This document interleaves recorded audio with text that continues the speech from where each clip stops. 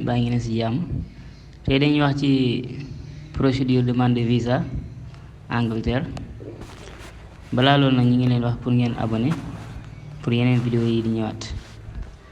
Visa Angleterre tamit moom jafewul ndax la ci ëpp en ligne nga koy defee daanaka ba sa jour rendez-vous jot nga dem yóbbu say dossier.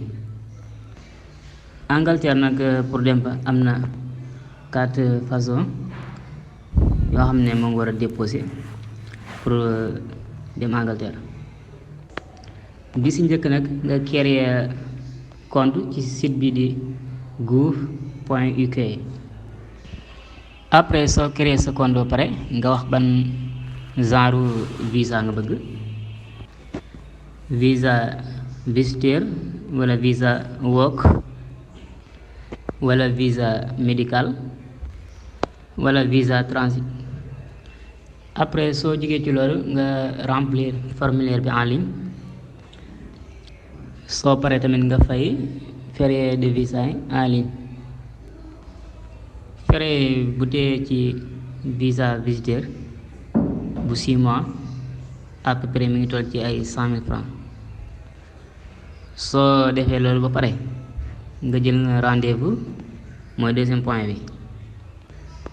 troisième point bi mooy sa jour rendez-vous nga ñëw à l'heure. soo ñëwee ba pare li nga war a njëkk idaale mooy sa mail de confirmation mooy bi nga xam ne am nga ko bi nga fayee ba pare. reçu de paiement bi ñu la jox tamit nga indaale ko, imprimé ko indaale ko booy ñëw. nga indaale tamit sa passeport ak say justificatif tamit. bul fàtte sa première page formulaire de demande visa bi danga koy indaale.